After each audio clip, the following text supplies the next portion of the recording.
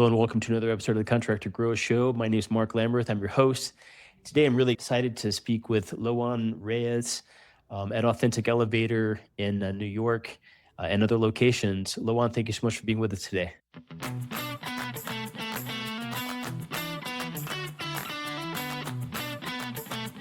Fantastic. It looks like just an amazing story that you guys have. I mean, you guys are in multiple locations. You've got, a great team.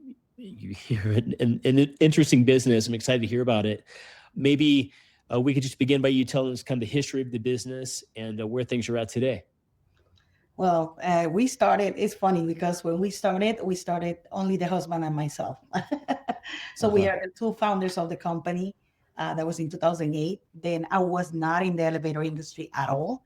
I just was working always in business administration. My background is in accounting.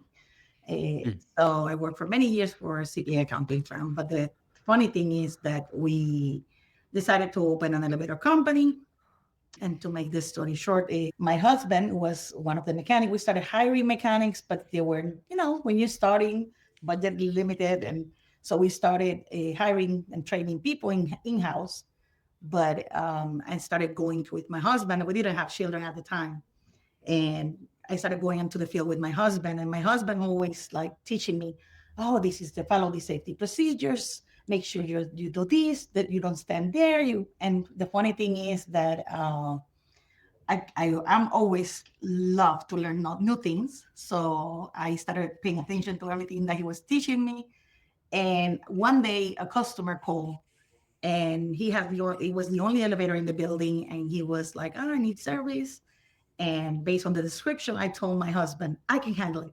And he's like, no way. You're not going to the field. This is dangerous. And I'm like, no. I'm going to go. I know what it is. The locks in the elevator are clipping. I know how to handle it. I've seen you do it many, many times. And I can do it. So he told me, okay, what we're going to do is you're going to put on the uniform. You're going to grab the tools, but you're going to get there and you're going to call me. And I'm like, everything, got to the place, talked to the super, get into the building, fix the doors, run it, go to the super again, show the super that it was fixed and resolved. He signed the ticket, and then I called my husband back, and I'm like, okay.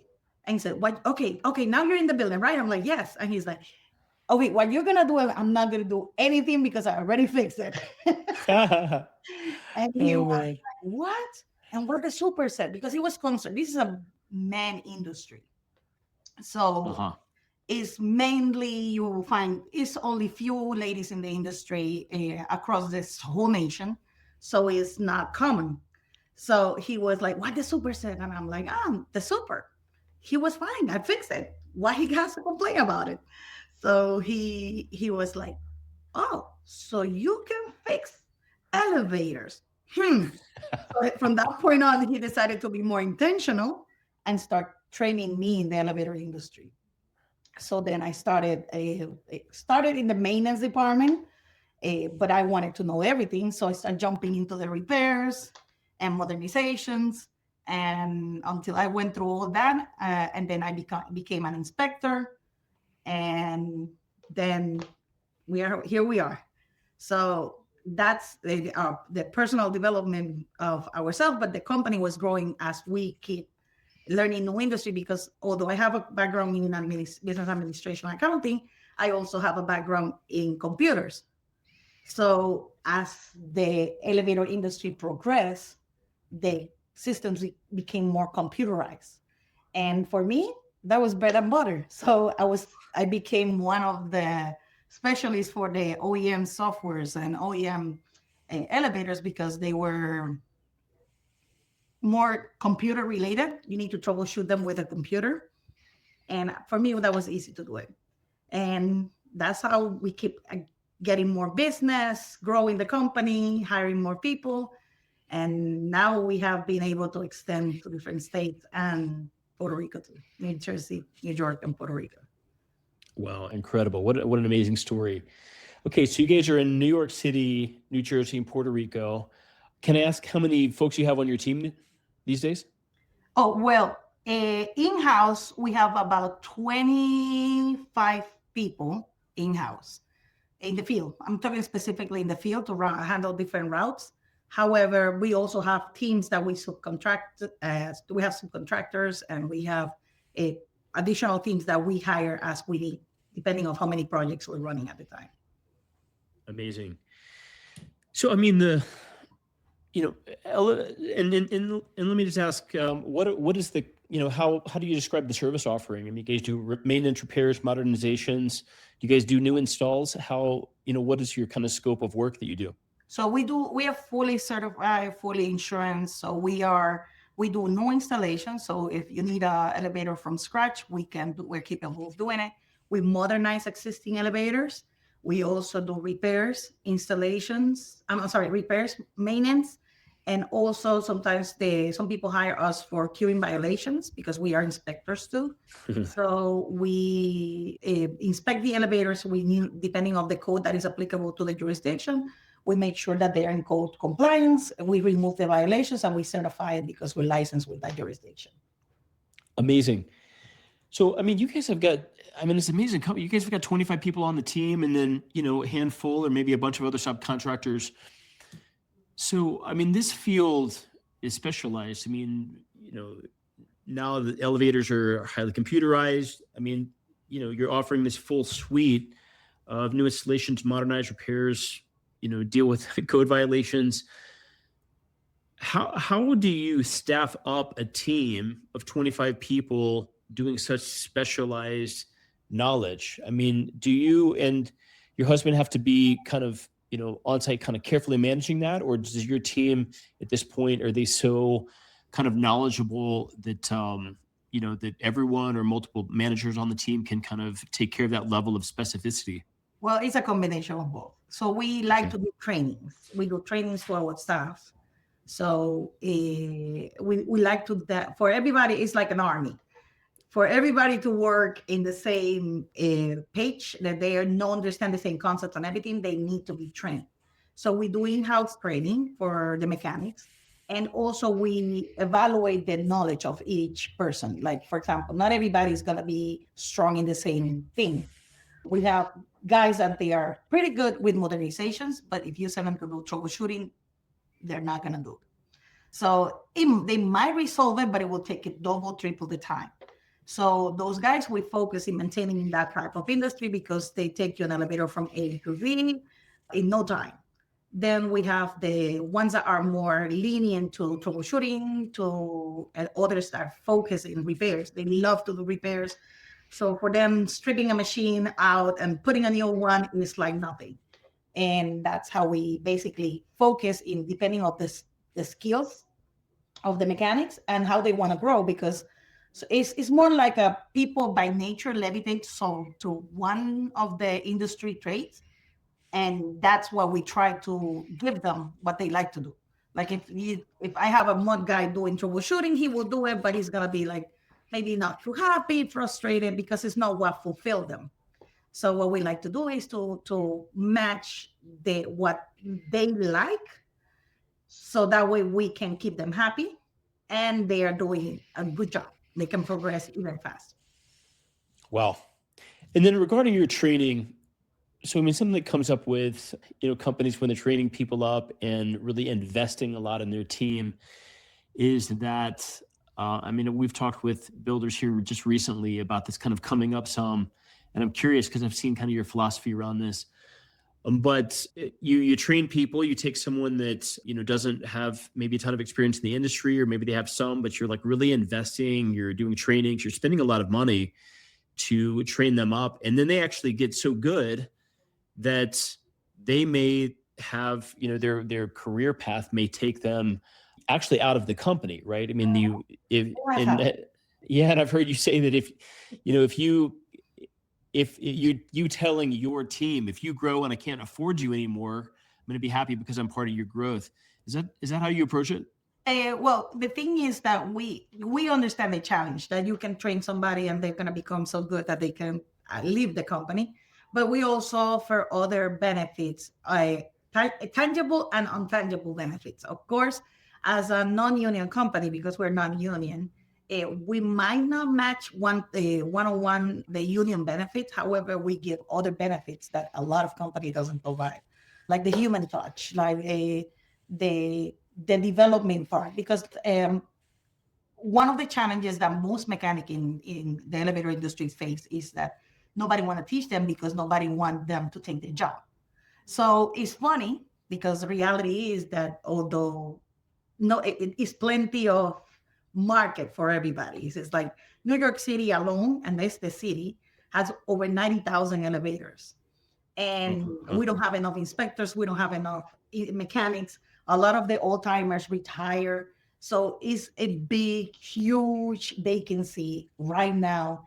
And it's very limited the people that are being developed because the only schools that exist is through the union, and the other schools that the other way of training is learning within the company. But then a lot of the mechanics, they don't want to show or teach their tricks because they feel competition, they feel challenged, they feel like something might happen. So for them to be able to develop is kind of like quite challenging. So being in a company that is not afraid to teach them how to grow, to show them opportunities to become better versions of themselves, and of course follow safety, because that's the thing. We want them to be productive, but we want them to be more than the becoming a mechanic, productive mechanics. They have to be safe. It's like, we want to make money, but we want you to go home and enjoy your money. But we will never push the guys to the point of not following safety procedures or stuff like that, because it's necessary, it's mandatory. Another thing is the way that we approach our staff. We always treat everybody with respect. I don't allow anybody raising the voice. No supervisor or manager can be screaming, yelling, disrespecting the mechanics in the company. And that's something that we proudly said, because it's very common in the industry. This is a blue collar industry. So most of the people doesn't have the training in management, but they are supervising others because they have the knowledge and the experience, but they don't have the people management touch. So one of the rules that we always establish is like, that's a big no. You treat everybody with respect. We honor everybody. You can take your message across without being disrespectful. And the mechanics appreciate that enormously. They really, really love that we treat them as people and not as a number. And that benefit, I mean, we understand the situation. We work with them when they go through personal situations. We work with them to help them go across to it. And we even extend most of them, a lot of the mechanics. We have a internal joke, that other elevator industry owners that we talk about, it's like they don't like to hire people from our company, not because they don't have the knowledge, it's because they always come back. Yeah. So at some point they always come back. And that's the funny part, is like we have we treat them so well, so good, that for them, yeah, they might go try to get more money, but then they are like, you know what? I prefer to come back and stay in a place that I feel happy, comfortable, and nothing is happening. That is amazing, man. Taking notes over here. So you guys are in New York, New Jersey, also in Puerto Rico, and then you're considering moving part of your operation down to Florida as well. Is that correct? That is correct. Yes, we're looking to open our one branch in Florida. That's one of the markets that we are aiming, and Connecticut. That's the two projects that we are trying to move towards. Got it. And so I'm always curious about how companies have decided to open, numerous locations, right? I mean, there's more work, there's 90,000 elevators in New York. There's, this kind of understaffed there. Interesting choice. I'm curious also just about specifically Puerto Rico, because that's a unique market offshore. How have you guys chosen to? What has been the strategy around deciding? Okay, we're from New York, but we're also going to open branches in these other locations. So New Jersey is near New York, so that's given. Uh-huh. It's not only that it's mostly because of the customers. The customer are the ones telling us, okay, I have X amount of elevators in New York, New Jersey. So I want you guys there. Please let me know when you open there. And then when we have a specific amount of elevators available for that area, we just go and open in that branch. Puerto I Rico see. was more like a personal decision than anything. I am Puerto Rican. My Uh, husband is Puerto Rican too. And the main idea was open Puerto Rico. When we moved to New York to learn the elevator industry, it was with the goal of going back to learn it in New York, stay in New York for 5 years, and go back to Puerto Rico and open a branch there. And I open actually the company in Puerto Rico, but God has other plans, and we end up opening the branch in New York, and we established ourselves here in New York, and now we are expanding to Puerto Rico. And in Puerto Rico, we're still in the stages of developing the company there, but we are being already making work progress, and also developing. The thing is, like when we expand to Puerto Rico, we didn't do it with the idea of just opening the company.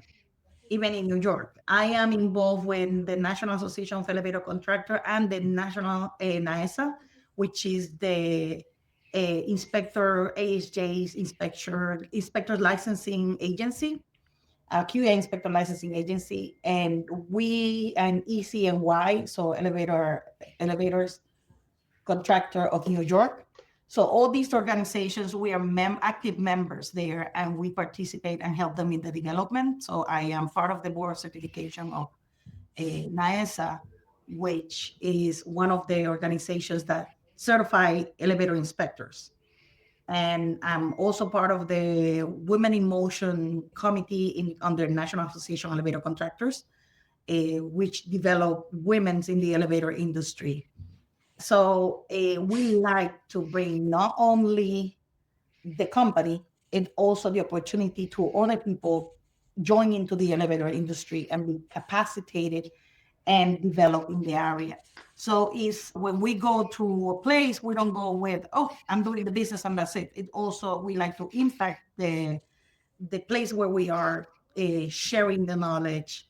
So with us, we brought NISA to Puerto Rico, looking forward to develop opportunities to the elevator industry, other companies in Puerto Rico, that they were challenged because they were not receiving continuing education and how to become up to date with the new technology. They have to travel to the United States to get trained when they have the capability. Now with NISA going to Puerto Rico, so we are being able to teach them, and they are learning the new code, the updates and the changes within the elevator industry.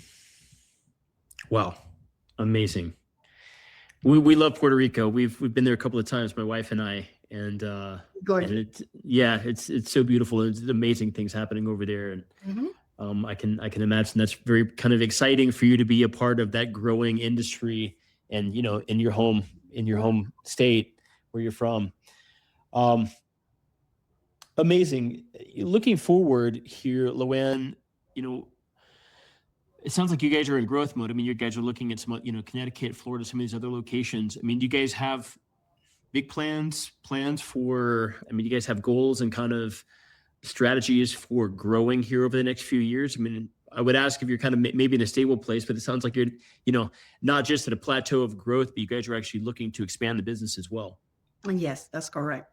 We're looking to expand the company. However, we are doing it strategically. Like, for example, we haven't expand. That's like a 5-year plan, growth plan, but we haven't opened all 5 additional branches in one shot. And the reason is because although we have the opportunity to do it, but we don't want to strain ourselves to the point that we are sacrificing the company. So even opening other branches, when we extend ourselves to the branch in Puerto Rico, it create a tension in the development of the company. So we put a pause, Now we establish because you're duplicating what you already have, but at the same time, this is the main company subsidizing the other branches until they are capable to run by themselves.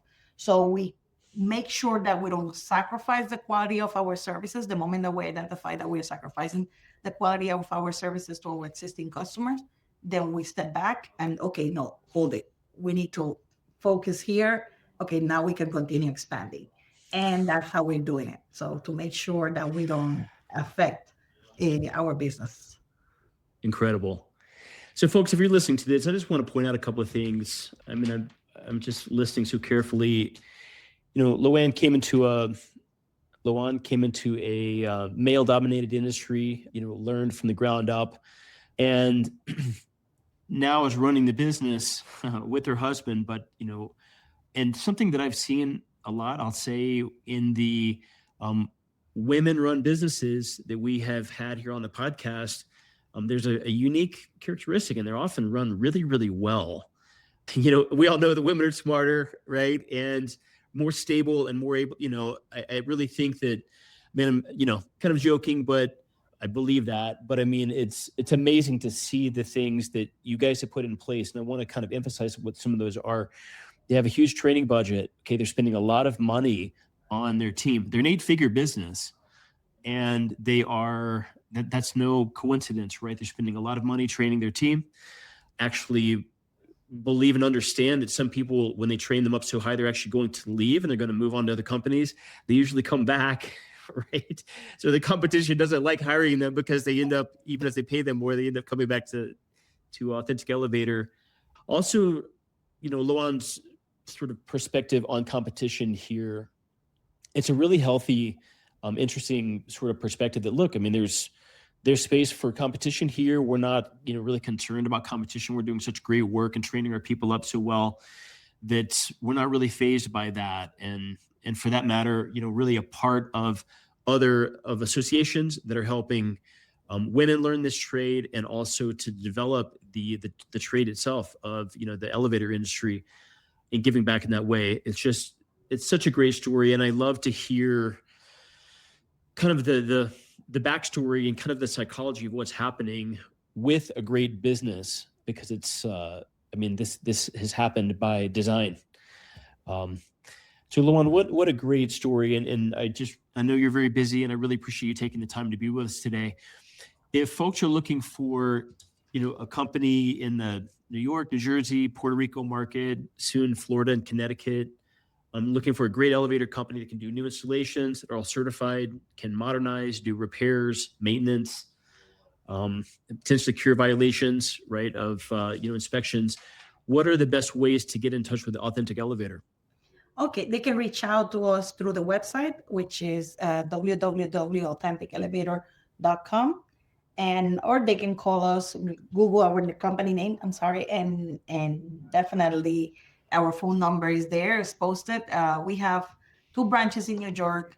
We have the New York City branch and the main office in Westchester area, which is the main 2 places that we focus in the New York area, but we extend all the way to the Upper Westchester area too. They can reach out.